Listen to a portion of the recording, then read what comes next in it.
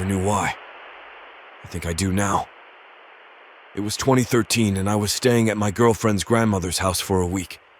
She'd gone on to Aspen and I was to wait for her to return, at which point we'd drive back to our house in Ohio from there. Her grandmother kept to herself most of the time. She also went to church nearly every day and spent her lunches and afternoons with her ladies' group playing cards and talking. This left me alone most of the time in that old house. The house was built sometime before 1920. I'd heard Al Capone had stopped in there a few times back in the day because it had previously been owned by someone in his gang. It was 3 floors with an attic and a basement.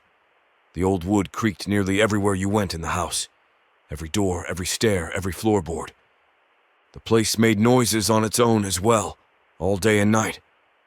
I know the sunlight heats the house and causes the wood to expand a little, and then it cools at night, and both processes can cause the wood to make sounds, creaks and pops. Logically, I knew it, but emotionally, it's still a little freaky to hear sometimes. I'm just being honest. The bathroom was dimly lit with one tiny fluorescent tube. Not one of those long ones you see in government buildings. This one was a mini tube about 4 to 6 inches long. There was also a round glass window about the size of a dinner plate. It didn't let much light in, but had a lead cross shape in the glass, dividing it into 4 sections. Supposed to look fancy, I guess. The door wouldn't lock, and the floor was peeling linoleum from decades ago. The walls were a dull shade of light green. There were 2 closets and a laundry chute. One closet was just towels and bathroom paraphernalia. The other was deeper and had a bunch of plumbing junk piled up in there along with a water heater. The laundry chute had a door on it that was stuck in the open position.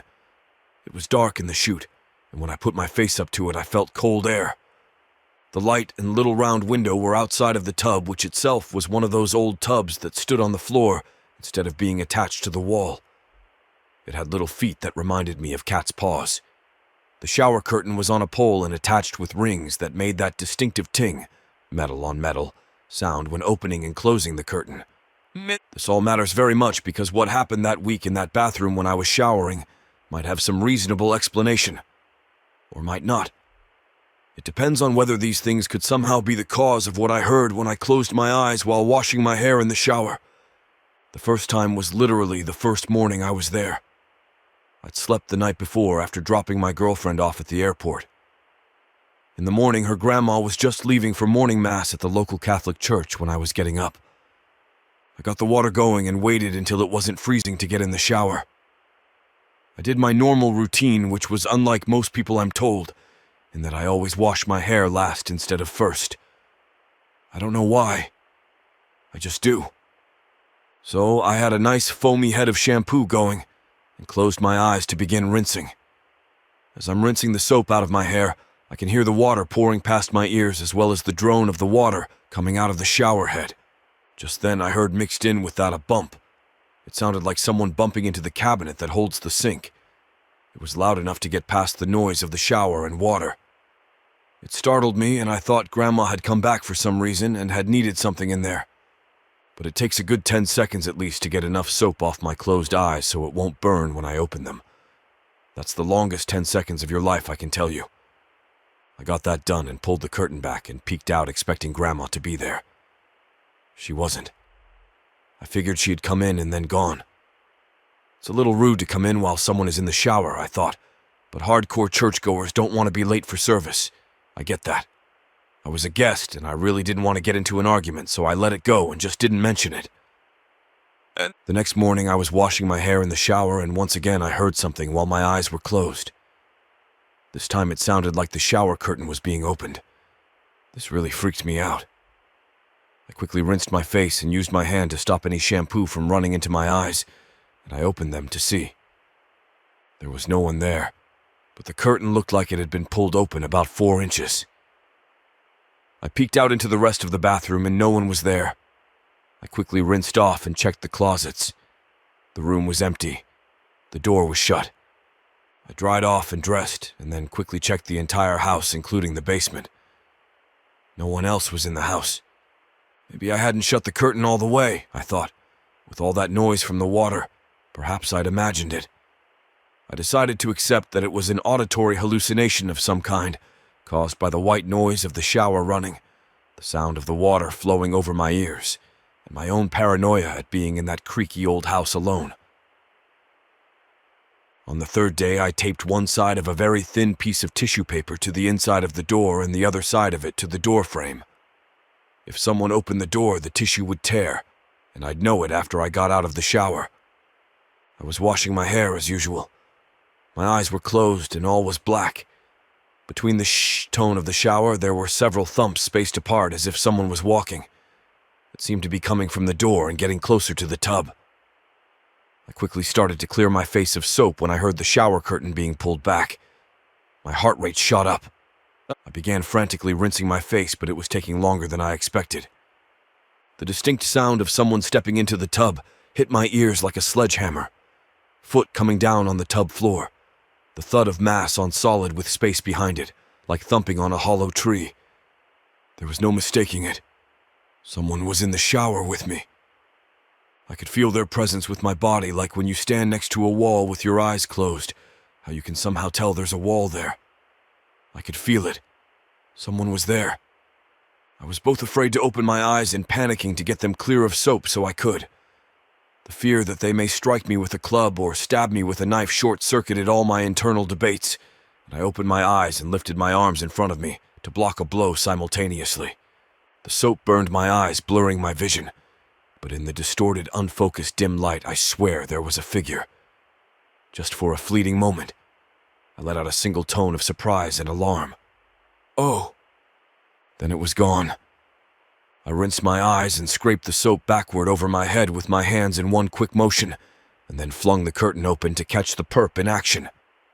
Now, with clearer vision, I stared in disbelief at the empty room and the still intact tissue paper on the door. I turned the water off, bringing on the silence like a switch. I heard nothing. I stared around the room, paralyzed with fear. Then I saw it. There were wet footprints on the floor leading from the tub to the closet where the water heater was. I hadn't gotten out of the tub yet, and I was bone dry when I had gotten in. Whoever it was in the closet, and the closet was between me and the door. There's no panic like the panic when you have nowhere to run. Like when you are the cornered animal, when you see the trap but have no choice but to spring it. I glanced around the room for something I could use as a weapon if I needed to. The only thing there was the toilet plunger. I was still frozen in fear, though, and found it hard to move. I forced myself to reach out and grab the towel, all the while keeping my eyes on the closet door in case it started to open. I dried myself quick, but just as much as I needed to. I was more concerned with my wet feet causing me to slip if I were to get into a scuffle with someone. I dried them off one at a time, setting each dry foot out of the tub onto the bath mat.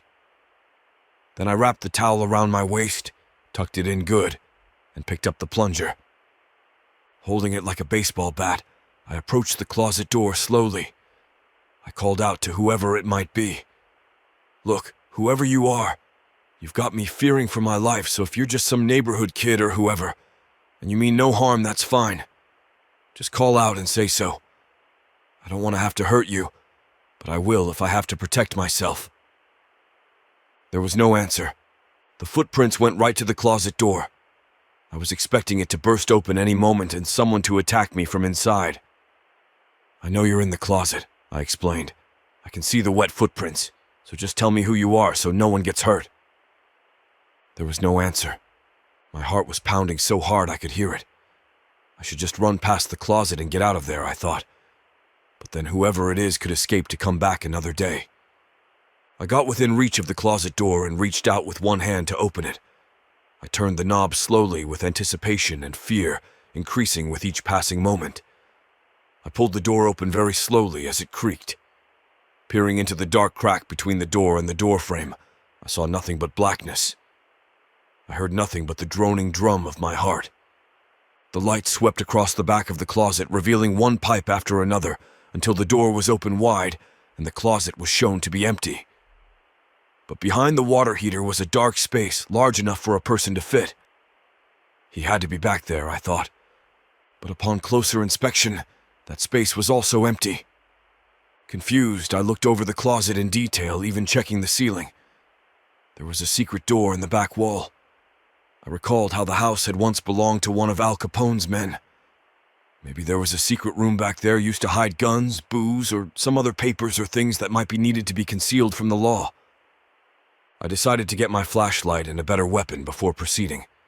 I dressed fast and called the police while I searched for a weapon. I kept my eye on the stairs, the only way out of the house from the upper floors. I headed back to the bathroom with a mag light and a poker from the fireplace. The police were coming, but I didn't want to wait. I didn't know if there was a window he could crawl out back there or what. I opened the secret door in the back and shone the light back there. It was a stairwell. I hadn't seen any stars in the basement, so I didn't know where it was going. I followed it down, noticing the wet footprints on the steps as I descended into the darkness. The stairwell seemed to go past the floor below and into the basement area. It must have been a separate basement. I thought it was probably used to store alcohol for the mob during Prohibition. When I got to the bottom, it was a cold, dark room about the size of 4 large SUVs parked side to side. The room was made of concrete blocks, and the floor was concrete and covered in dust. There were no windows, light fixtures, furniture, or anything at all in the room except a small cot. The wet footprints went out from the stairs a few feet and stopped. I noticed that on the cot, there was a blanket with something under it. It looked the size of a body.